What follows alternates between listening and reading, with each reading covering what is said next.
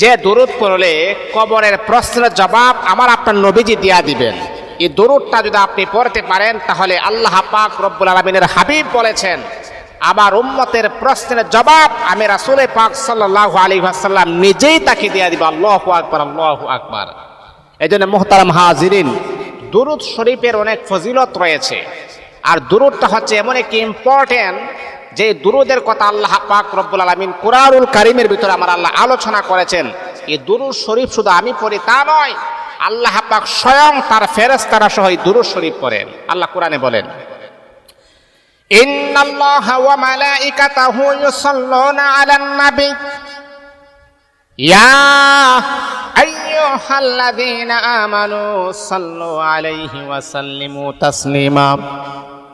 আল্লাহ পাক রব্বুল আলামিন বলে, ও বান্দা তোমরা নামাজ পড়ো, আমি আল্লাহ কিন্তু নামাজ পড়ি না। ও আমার বান্দা তোমরা রোজা রাখো, আমি আল্লাহ রোজা রাখি না। তোমরা কোরআন তেলাওয়াত করো, আমি আল্লাহ পাক রব্বুল আলামিন কোরআন তেলাওয়াত করি না। কিন্তু বান্দারে আমি আল্লাহ পাক রব্বুল আলামিন কিন্তু একটা ইবাদত করি, একটা জিনিস করি। এটা শুধু আমি আল্লাহ করি তা নয়, এমনকি আমার সাথে অসংখ্য অগণিত যত ফেরেশতা রয়েছেন তারা সহ এই আমলটা করি। এই আমলটা কি? যে আমলটা আল্লাহ করে সে আমলটা কি? আমার আল্লাহ যেহেতু সে আমলটা করে অবশ্যই তার ভিতরে অনেক ফজিলত, অনেক রহমত, অনেক বরকত রয়েছে। কি বলেন আপনারা? আল্লাহ পাক রব্বুল আলামিন বলে, বান্দা শোনো শোনো, আমি আল্লাহ পাক রব্বুল আলামিন আমার হাবিব বিশ্বনবী মুহাম্মদ সাল্লাল্লাহু আলাইহি ওয়াসাল্লামের উপরে দরুদ পড়ে যদি তোমরাও দরুদ পড়ো, আমি আল্লাহ পাক রব্বুল আলামিন তোমাদের সম্মান, তোমাদের ইজ্জত, তোমাদের মাকাম আমি আল্লাহ বাড়ায়া দিব।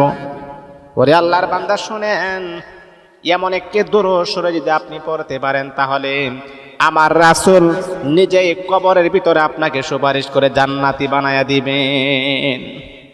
এমন কি আল্লাহ পাক আল্লাহর হাবিব বলেন, এই দরুদটা যদি আপনি বেশি বেশি পড়েন আল্লাহ রাসূল সাল্লাল্লাহু আলাইহি ওয়াসাল্লাম আপনাকে সুপারিশ করবেন এবং সাথে সাথে রাসূলের রওজা মুবারকে সেই দরুদের হাদিয়া পৌঁছায় দেওয়া হয়। দরুদটা হচ্ছে আল্লাহুম্মা সাল্লি আলা মুহাম্মাদানিন নাবিয়িল উম্মি ওয়া আলা আলিহি ওয়া সাল্লিমু তাসলিমা। এই দরুদ শরীফটা আপনি বেশি বেশি পড়বেন, আল্লাহ পাক রব্বুল আলামিন দুনিয়াতে আমার আল্লাহ আপনার সম্মান মর্যাদা বৃদ্ধি করে দিবেন। এই জন্যে যদি পারেন দুরূদ শরীফ পড়বেন। এই যে আপনি দোয়া করতেছেন, দোয়া করার আগেও কিন্তু আপনি দুরূদ শরীফ পড়বেন, কারণ দোয়াটা কবুল হয় দুরূদ শরীফের মাধ্যমে। দোয়া করার সাথে সাথে আপনি দুরূদ শরীফ পড়বেন। রাসূলের উপর দুরূদ পড়লে আমার আল্লাহ খুশি হয়, আমার রাসূল খুশি হয়, এমনকি আপনার দোয়াটা অতি দ্রুত গতিতে আল্লাহ পাক কবুল করে নেবেন। এই জন্য দুরূদ শরীফের কোনো বিকল্প নাই। যখনই সময় পাবেন তখনই দুরূদ শরীফ